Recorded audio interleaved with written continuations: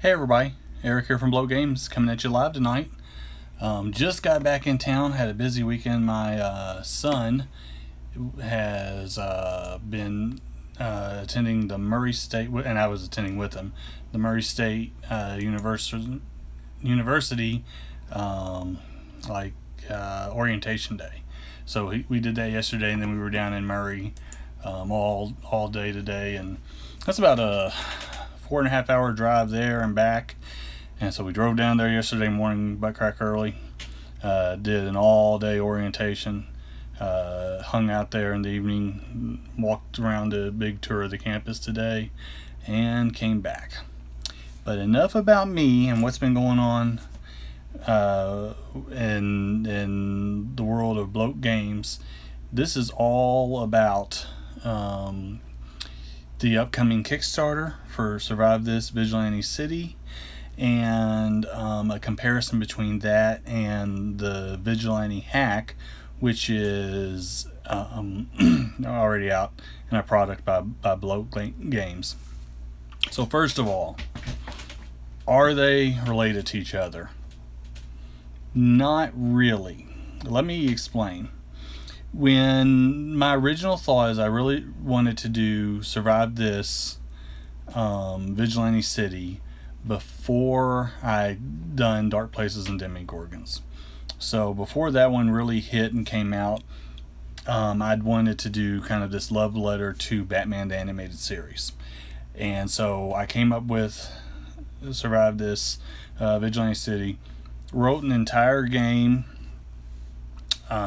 play tested it a few times, but then came to the realization that I couldn't afford to get the type of art that I wanted to get for that game. There just wasn't that available in stock art. So I said I'm going to put it on the back burner until I can afford to get art for it. And you know, things started happening with Bloat Games, but still wasn't making enough to do that game. So I said, well, what I could do is I could simplify it and use the black hack system and do kind of like I had done with the zombie hack, and release a very much streamlined version of it with a lot less art. That's something I could pull off, and I did. And so I made the Vigilante Hack, and I really like the Vigilante Hack. I think it's a super fun game.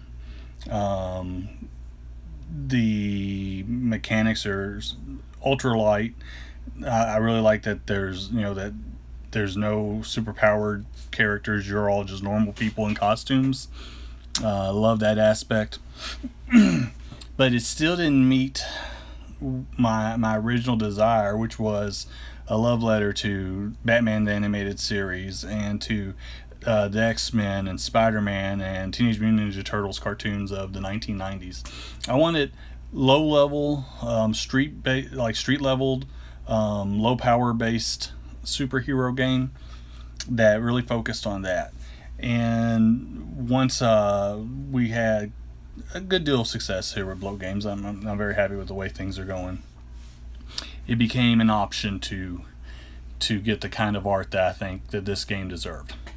And so that's where really the comparison ends. So it's very similar in name, because and now I wish I hadn't called the Vigilante Hack the Vigilante Hack, but I have, and so I understand that that's causing some confusion out there.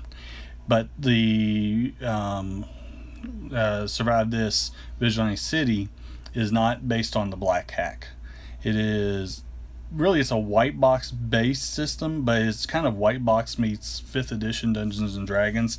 It's what I believe Avenger Satanist would refer to as O5R, or so it's kind of, it cherry picks some rules. It's definitely an OSR game.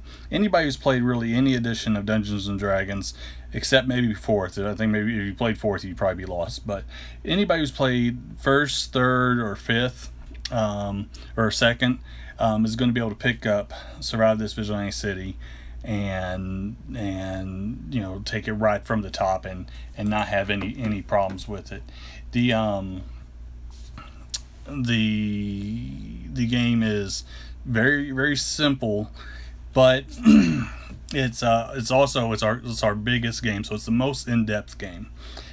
we built the game kind of modularly with the intent that, so like, you know, one of the things I wanted to cover was anthropomorphs. I said, okay, well, I want there to be an option that if they want to run like a Teenage Mutant Ninja Turtles type game, they can have anthropomorphs in there. So we made a whole rule set just for anthropomorphs that you can use or not use. You could essentially run this game like the Black Hack, where you only have street level superheroes and or normal people in superhero costumes with no powers at all. Or you could run it and to where you have like people like Captain America who are like super soldiers. They inject stuff to get boosts to go do stuff. You could run it and include magic, so you could have characters like Raven from the comics. We have psionic characters, scions, so you could have your Phoenix. You could have Professor Xavier. You know, those type of things. But all the rule sets that we made for each one of these, they're modularly added. So if you can kind of really pick and choose what you're going to do with the game, and that's one of the things that I'm most proud of. With this being our biggest game, to tell you a little bit about Vigilante City, we had the largest group that's ever worked on a block games project before. We had multiple contributors, so obviously myself, Josh Palmer, Jody Brandt, the usual suspects, but in addition to that, we also had Matt McLeod. We had Jeff Cape, we had Alan Barr, and we had Brandish Gilhelm, aka Runehammer, and Jason Shane. I knew I was going to forget somebody, but so we had multiple contributors to this. It does have one sole artist, so Hankrin Infernal, aka Runehammer, he did all the art. So he's doing the covers, he's doing the all the interior arts, all done by him. So it gives the book a really great look and feel. He's also helping out with layout. So I think the people who back this are going to be highly impressed. There is some bleed over. There's some stuff that I put into the Vigilante Hack that I took from my original game of Survive This Vigilante City, and some of that made its way in here. So you may see some stuff that's familiar, but you're going to see a lot of stuff that's not in that system. I think if you like the Vigilante Hack, you're going to love Survive This Vigilante City. Unless you only like the part of the Vigilante Hack that you like the Black Hack rules, then maybe not. If you don't like White Box or you know, 5th edition Dungeons and Dragons, you don't like those type of rules, then D20 rules, then you may not like it. It may not be for you, but it's definitely our biggest game. It got to be such a size that we're actually breaking it into two books. So you're going to have the core rule book, and then you're also going to have the on top of the core rule book, which is going to include all your classes, all your rules to play, everything you need to play, just in that one book. And then there's also going to be a Game Master's Guide, and that's going to include all of your adventure seeds, all of the villains, all of the like how to build a city. With Vigilante City, we're not going to give you like a pre-made template of you have to play in this set city. We're going to give you a ton of tables and options and Game Master advice, adventure seeds, which are going to be all like villain based. So if you're familiar with Dark Places and Demigorgons, when you hit the adventure seeds like the Teenage Werewolf in J-Town, the Phantom Cruiser, it's bad, I wrote it, I'm drawing a blank, things, the Silver Bullets, all that, it's going to be like that, except for they'll be villain based. Each one will be a villain and a gaming session worth of ideas for you to put into your game. So I'm really excited about that as well. I think the full project itself is going to be pretty amazing. Humbly, I say that, and I can't wait to get it into your hands. The game is launching on June 26th, so that's like 16 days away, y'all. Let me double check that date. That's all right. It might be. Yes, it is. It's 16 days. Yep. All right, so June 26th this year. It's going to run for 28 days. It's going to be on Kickstarter. If you follow me over on Bloat Games on Facebook, or if you're friends with me on any social media, hit us up. But over on Facebook, we actually have a event created. If you want to hop on there, you'll be able to see a sneak peek of some of the art and some of the cool stuff that we've already put out there, that is available about the game. There's going to be some neat stuff, I can't lie. So I really hope that everybody jumps on board and with this one and enjoys as much as I do, because I'm really proud of this game.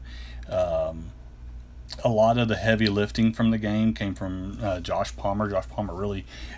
Josh has stepped up in some big bad ways. I don't know if you all have noticed all the stuff, like with him and Jonathan Meadows teaming up to do J-Town Setting Guide, and then he knocked out the player options and GM's guide, and there's some more stuff coming that is not out yet.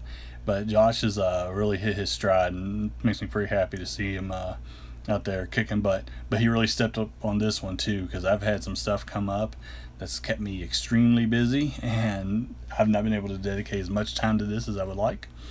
So that's pretty much all I got about Survive This Vigilante City. Is it's not related to the Vigilante Hack, sort of. Alright, I see that there's several of you all on board. If anybody has any questions about it, I'll be more than happy to answer any questions. Otherwise, I'll be calling it a day.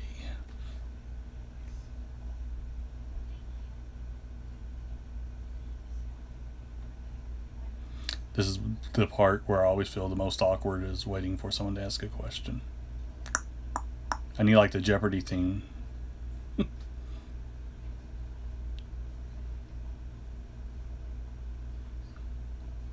Alright, well, it looks like everybody is going to remain silent. So, with that being the case, I'm going to wrap it up. And I'll come back at y'all later on. I got a couple more videos I need to make. Can you play Villains 2? The game, Luke... Luke asked the question, can you play Villains 2? The game is not set up to play villains. Whereas we don't give you rules for playing the bad guys, but you can easily take the good guy class, or the vigilante class, whatever class you pick, and just play him as a bad guy. So there is the option to do that. You'll want to talk with your GM and work with your GM to make sure that the adventures that they design will be up against superheroes as opposed to supervillains.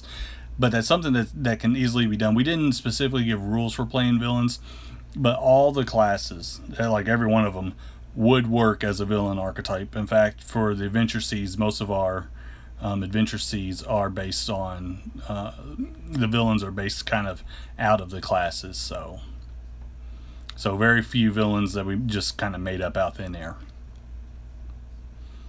That's a great question.